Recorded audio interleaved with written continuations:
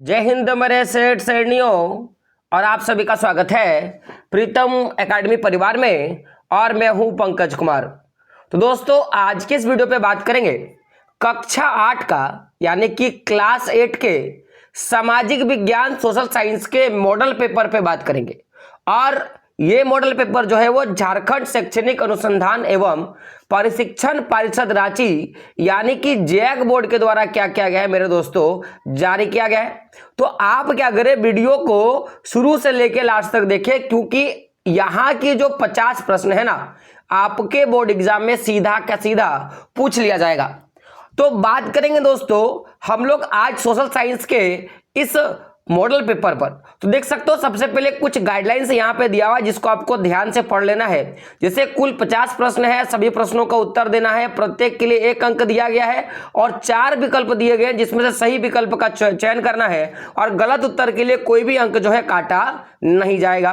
तो बात करें दोस्तों प्रश्न पे, तो सबसे पहला प्रश्न है आपका कि लॉर्ड क्लाइव ने भारत का मानचित्र तैयार करने की जिम्मेदारी किसे सौंपी थी। ये जो एक लॉर्ड क्लाइव नाम का एक व्यक्ति था मेरे दोस्तों, उन्होंने क्या किया था, भारत के मानचित्र को तैयार करने के लिए किसी को जिम्मा दिया था कि आप जाओ और क्या करो कि जो मानचित्र वो बना दो। तो ये किसे दिया था? ऑप्शंस क्या है, James Mill, Warren Hasting, Lord Cornwallis और जेम्स कैरेनेल। तो आंसर क्या होगा? ऑप्शन नंबर सी क्या होगा? लॉर्ड कॉर्नवालिस क्या होगा? इसका आंसर होगा। अगला प्रश्न है, आगे देख सकते हो प्रश्न संख्या 2 है आपका कि इतिहास को सामान्यतः कितने कालखंडों में बांटा गया। ये जो इतिहास है, हिस्ट्री जो है, उसे कितने भागों में बांटा है? तो 5, 4, 2 या 3। तो आंसर क्या होगा? 3 भागों में बांटा है। ऑप्शन नंबर डी क्या होगा? सही होगा। अगला प्रश्न है आपका कि फोर्ट विलियम किला किस शहर में बनाया गया। जो फोर्ट विलियम जो किला है वो किस शहर में बनाया गया है? तो सूरत में, मद्रास में, कलकत्ता में या कालीकट में। तो फोर्ट विलियम जो आपका किला है वो कलकत्ता में बनाया गया था। तो ऑप्शन नंबर सी क्या होगा? आपका सही होगा। अगला प्रश्न है, आगे देखोगे तो प्रश्न संख्या 4 है आपका कि टाइगर ऑफ मैसूर किसे कहा जाता है। ये जो टाइगर ऑफ मैसूर है वो किसे कहा जाता है? तो हैदर अली को, मीर जाफर को, टीपू सुल्तान को या क्या आपका सिराजुद्दौला को। तो 4 का आंसर क्या हो जाएगा? ऑप्शन नंबर सी, टीपू सुल्तान को टाइगर ऑफ मैसूर के नाम से जाना जाता है। अगला है 5 नंबर का प्रश्न, भारत में अंग्रेजों द्वारा किस फसल की खेती किसानों से जबरन कराई गई। यानी कि कौन सा ऐसा फसल है जिसकी खेती जो है किसानों से जबरन कराया गया था अंग्रेजों के द्वारा? तो धान, नील, गन्ना या गेहूं। तो 5 का आंसर क्या हो जाएगा? ऑप्शन नंबर बी, ये जो नील का खेती है ना, ये किसानों से जबरदस्ती जो है करवाया गया था।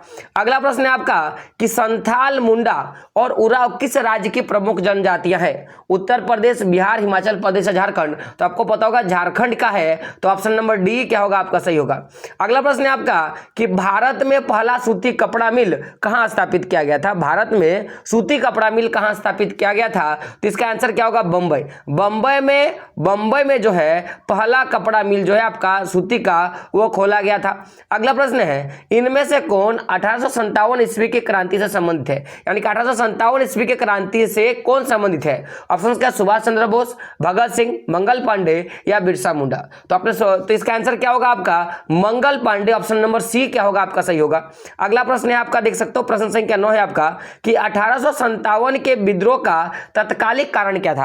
क्या कारण था जिसके कारण 1857 की क्रांति हुई थी? तो ऑप्शन नंबर क्या है? दाढ़ी रखने की मनाही था, छुट्टी नहीं मिलना, युद्ध वास्ते विदेश जाना या चर्बी वाले कारतूस का क्या करना, चर्बी वाले कारतूस का अपोहा। तो ऑप्शन नंबर डी होगा। ऐसा माना जाता था कि जो कारतूस में जो होता है बारूद या गोली मान लो, तो गोली के ऊपर एक लेप चढ़ा होता था और उस लेप के कारण गोली जो है या बारूद जो है वो उसमें बोलेंगे कि पानी का अंश नहीं आता था, यानी कि महता नहीं था। ठीक है, तो जो चर्बी वाले जो कारतूस होते थे उसमें ऐसा माना जाता था कि कारतूस में चर्बी का लेप लगा रहता था, जिसे युद्ध के दौरान गोली जब दागने से पहले जब बंदूक को लोड किया जाता था तो उसे मुंह से क्या करना पड़ता था? खोलना पड़ता था, जिसके कारण जो है विद्रोह आता। तो ऑप्शन नंबर डी क्या होगा? आपका सही होगा। अगला प्रश्न है आपका, किस दस्तावेज को भारतीय शिक्षा का मैग्ना कार्टा कहा गया है। तो किस दस्तावेज को भारतीय शिक्षा का मैग्ना कार्टा कहा गया है? तो बात करें इसके आंसर का तो क्या होगा? ऑप्शन नंबर बी क्या होगा? आपका सही हो जाएगा।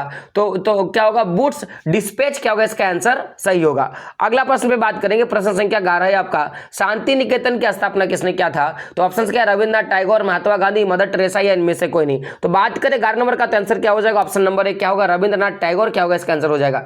अगला प्रश्न है आपका, बेटी बचाओ बेटी पढ़ाओ कार्यक्रम की शुरुआत कब की गई? जो बेटी बचाओ बेटी पढ़ाओ जो कार्यक्रम है इसकी शुरुआत कब की गई? तो बात करें 12 नंबर का, तो आंसर क्या हो जाएगा? Option number A. क्या हो जाएगा? ऑप्शन नंबर ए 22 जनवरी 2015 क्या होगा इसका आंसर होगा? ऑप्शन नंबर ए क्या होगा आपका सही होगा। अगला प्रश्न है आपका, प्रश्न क्या है, इनमें कौन से समाज सुधारक ने अपने पुत्री की शादी अपनी पुत्र की शादी एक विधवा से करके एक मिसाल पेश किया था? यानी कि कौन है जो क्या कहता है अपना पुत्र का शादी एक विधवा औरत से करवाया था और समाज में एक मिसाल जो है पेश किया था? तो 13 का आंसर क्या हो जाएगा? ऑप्शन नंबर सी, ईश्वर चंद्र विद्यासागर ने ऐसा किया था। तो ऑप्शन नंबर सी क्या होगा आपका सही होगा।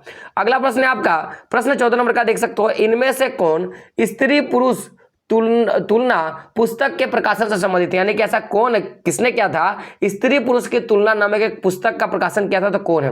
ऑप्शन से क्या, ताराबाई शिंदे, ज्योतिबा फुले, पंडित रामबाई और क्या है आपका हरविश लाल शारदा। तो आपका 14 नंबर का आंसर क्या हो जाएगा? ऑप्शन नंबर ए क्या होगा? ताराबाई शिंदे इसका आंसर होगा। ऑप्शन नंबर ए क्या होगा आपका सही होगा। अगला प्रश्न है आपका कि इनमें से किन्हें पेरियार के नाम से जाता है? कौन है जिसे पेरियार के नाम जानते हैं? तो 15 का आंसर क्या होगा? ऑप्शन नंबर ए क्या होगा? EV Ramaswamy Naicker. Option number A क्या होगा आपका सही होगा। अगला प्रश्न है आपका कि 1817 में कलकत्ता में हिंदू कॉलेज की स्थापना किसके द्वारा किया गया था? तो ये क्वेश्चन कैसे पूछेगा बताइए, हिंदू कॉलेज की स्थापना कब हुआ? 1817 में। किसके द्वारा किया गया? तो 16 का आंसर क्या हो जाएगा? ऑप्शन नंबर बी, राजा राम मोहन राय के द्वारा किया गया था।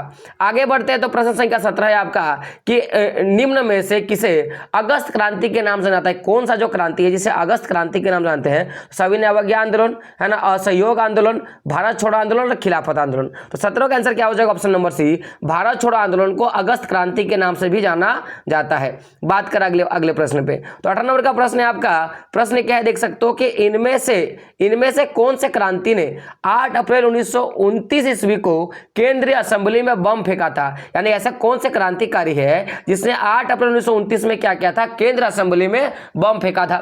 ऑप्शन क्या आपका? चंद्रशेखर आजाद, सरदार भगत सिंह, टीपू सुल्तान या महात्मा गांधी। तो 18 का आंसर होगा ऑप्शन नंबर बी, सरदार भगत सिंह जो है उन्होंने क्या किया था? 8 अप्रैल 1929 को जो केंद्रीय असेंबली है उसमें बम फेंकने का काम किया था। उन्होंने बोला था कि जो देश की सरकार वो बहरी है तो बहरी को आवाज सुनाई दिया जाएगा, तो बम का इन्होंने इसके लिए प्रयोग किया था।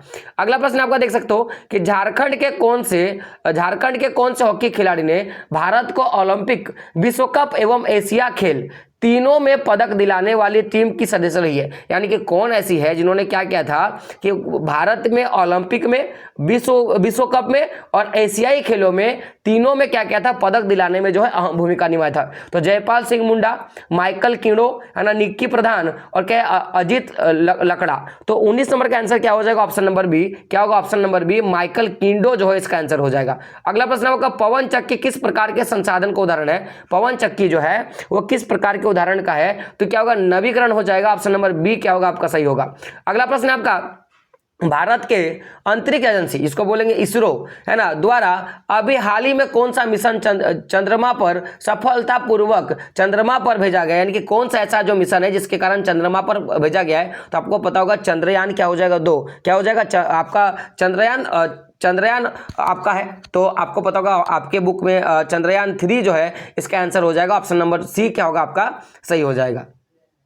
अगला प्रश्न है आपका कि भारत चंद्रमा के दक्षिण ध्रुव पर पहुंचने वाला पहला देश कौन सा है? चंद्रमा के दक्षिण ध्रुव पर पहुंचने वाला पहला देश कौन सा है? तो यह कारनामा भारत ने किया है। ऑप्शन नंबर सी क्या होगा आपका सही हो जाएगा। अगला प्रश्न है, इनमें से कौन मृदा के निम्नीकरण में सहायक है? कौन जो है मृदा के निम्नीकरण में सहायक? निम्नीकरण का मतलब क्या होता है? उनकी उपजाऊ शक्ति में और बाकी सारी चीजों में कमी आना। तो उन्मूलन, रासायनिक उर्वरकों का अत्यधिक प्रयोग, अतिचरण, तो ये सभी का सभी जो ऐसा चीज है जो क्या करता है? मृदा के निम्नीकरण में क्या करता है? सहायक करता है। तो ऑप्शन नंबर डी क्या होगा आपका सही होगा। अगला प्रश्न है, पृथ्वी पर उपलब्ध कुल जल का कितना प्रतिशत पीने योग्य, यानी कि कितना जल जो है हम लोग पीने योग्य जो है उपयोग करते हैं? तो 2.7%, यानी कि ऑप्शन नंबर सी क्या होगा आपका सही हो जाएगा। अगला प्रश्न है आपका, प्रधानमंत्री कौशल विकास योजना किससे संबंधित है? किससे संबंधित है? कौशल जो है आपका बच्चों की पढ़ाई से, सैनिकों से, युवाओं के कौशल विकास से, उपयोग सभी से। तो 25 का आंसर क्या हो जाएगा? ऑप्शन नंबर सी, युवाओं के कौशल विकास से। ऑप्शन नंबर सी क्या होगा आपका सही होगा। अगला प्रश्न है, विश्व में सबसे अधिक कोयला का उत्पादन किस देश द्वारा होता है? सबसे सबसे ज्यादा जो कोयला का उत्पादन है वो किस देश के द्वारा होता है, तो चीन के द्वारा होता है। ऑप्शन नंबर बी क्या होगा आपका सही होगा। अगला प्रश्न है आपका, इनमें से कौन से फसल को सफेद सोना कहा गया है? सफेद सोना कौन से फसल को कहा गया? तो जूट को, पटसन को, कपास को या चावल को? तो 27 का आंसर क्या हो जाएगा? ऑप्शन नंबर सी, कपास को सफेद सोना और सुनहरा रेशा किसे कहा गया? तो जूट को कहा गया। ये बात आप याद रखिएगा। अगला प्रश्न है आपका 28 नंबर का प्रश्न है, एपीकल्चर किस चीज से संबंधित है? एपीकल्चर जो है वो किस चीज से संबंधित है? तो एपीकल्चर जो है मधुमक्खी पालन से संबंधित है। ऑप्शन नंबर सी क्या होगा आपका सही होगा।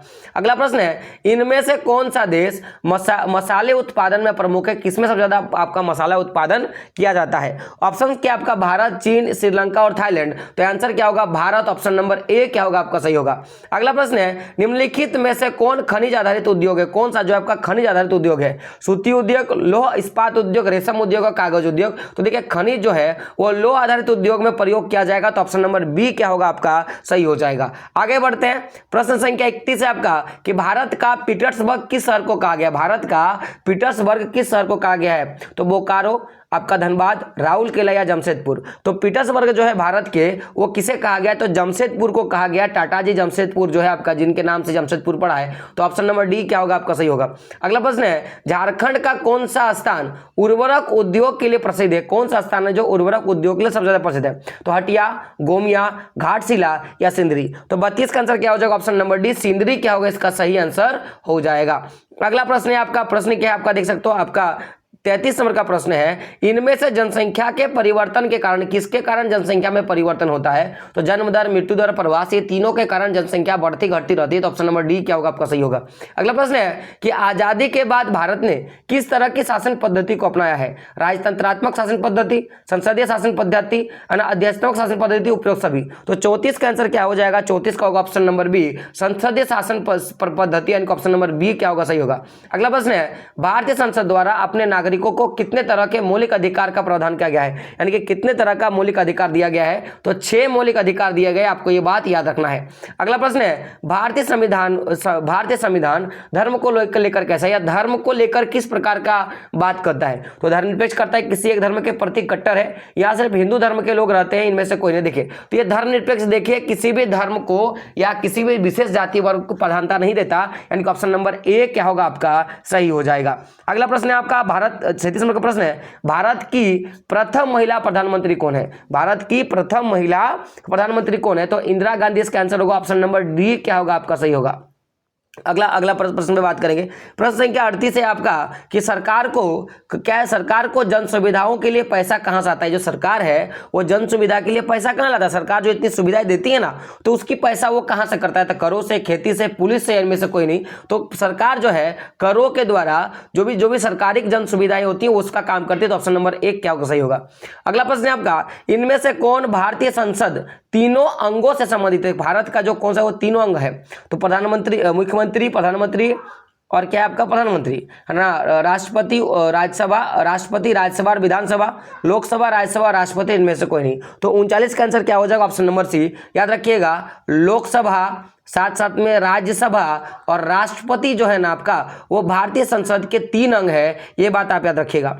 अगला प्रश्न है आपका, केंद्र में सरकार बनाने के लिए किसी भी दल माना पार्टी के पास कम से कम लोकसभा के कितने संसद का समर्थन होना चाहिए, या कितने सीट जो है उसको लाना पड़ेगा, तब जाके वो क्या बनेगा, वो एक बहुमत दल का नेता बन सकता है या फिर केंद्र में अपनी सरकार स्थापित कर सकता है। तो ऑप्शन नंबर सी होगा। क्या होगा?